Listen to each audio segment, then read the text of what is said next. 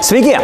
Šiandien nauja laida su nauju aparatu iš mūsų draugų Rival LT ir mūsų senas bičiulis Gintaras. Ką mes šiandien, Gintarai, turėsim? Parodysim lazeriuką 1,5 kW Max Praktoniko po MOST ženklu.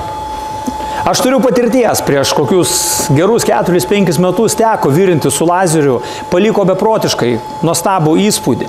Tik tai ten buvo viena problema, tas aparatas buvo šaldytuvo dydžio, turbūt svoris, bijau sumeluoti, na, kokiu 200 kg, sakykime, ginklas, jo, pistoletas buvo milžiniškas, kaip iš žvaigždžių karų, tas blasteris lazerinis. Tai šį kartą mes turim labai mažą, kompaktišką aparatuką, 40 kg.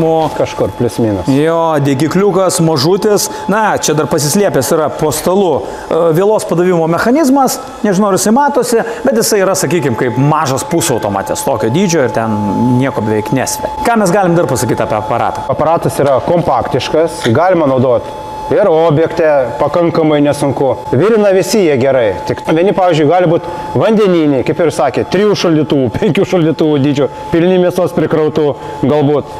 Šitas, jis yra valdymas 2 mygtukų paspaudimų praktiškai. Vienos fazės. Mane tas nustebino, kad įkišom į paprastą rozetę buitinę. Maksimalus galingumas 1,5 kW, tai nesiekia arbatinuko dydžio, tai mes galim kur nusivežti kažkur į statybą. Smulkiem gaminukam ten ortakiai, baldų pramonė, iš nerūdijančio plieno, smulkus visokie gaminukai. Mes visada pradedam kiekvieną aparato, jeigu pastebėjo testavimą, tai pradedam ne nuo lengviausių užduočių, ten juodas metalas, nerūdijantis plienas. Dažniausiai su šitos susitvarko visi. Visiems yra įdomu, o kaip jisai dirbs su aliuminiu.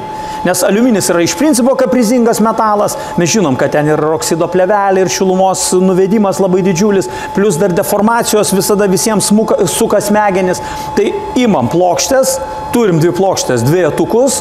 Taip, na ir ką mes, aš manau, mes vieną siūlę šausim dabar sandurinę, o kitą siūlę padarysime išorinį kampinį arba vidinį kampą ir išorinį kampą praliesim ir galbūt net pabandysim sulaužyti. Važiuojam. Turime nediduką kompaktišką degiklį, plus papildomai yra vėlos padavimas. Vėla šiuo atveju yra aliumininė, vienareikšmiškai, 1,2 mm. O per degiklio tūtą mes matom, ateina lazerio spinduliukas, taip, ir taip pat yra pučiamos argonų dujos. Ką mes virinsim? Žiūrima, kas guli ant stalo. Pradedant lazerio suvirinimo darbus, vienas pagrindinių dalykų yra akių apsauga, nes į lazerį gali pasižiūrėti, kaip ten yra juokaujama 2 kartus. Vieną kartą su kairė akim, kitą kartą su dešinė akim. Aišku, čia pajokavau, bet čia taip yra. Yra tikrai pavojingas daiktas. Pirmiausiai pasirūpinam akių apsauga. Dauguma suvirintojų galvoja, va čia va, paprastas varkutė, ateisiu pasižiūrėti. Ne, jeigu neturi specialių apsaugų, kaip dabar Tomas turi specialius akinius nuo lazerio spindulio.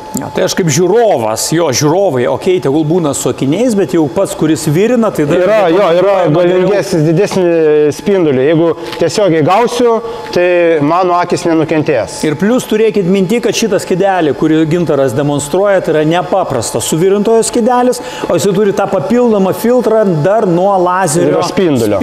Nes jeigu jūs paprastat, kad ir labai gerą skydelį užsidėsit, na gerai. Ir tada judam prie mūsų darbo, tai yra aliuminio plokštė, 2 mm, paliekam nedidelį tarpelį ir bandom suvirinti sandurinę siūlę, pasižiūrėsim estetiką, grožį, greitį, paprastumą.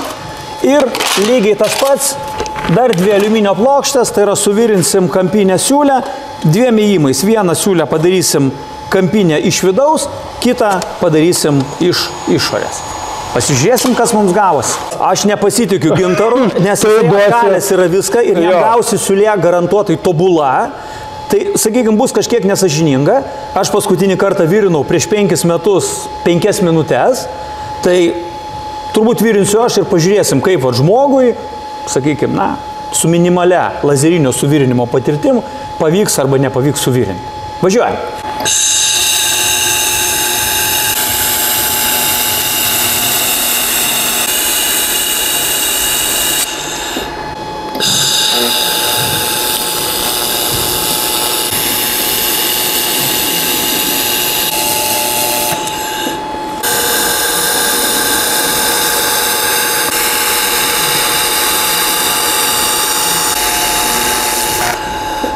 Siūlė tikrai atrodo fantastiškai.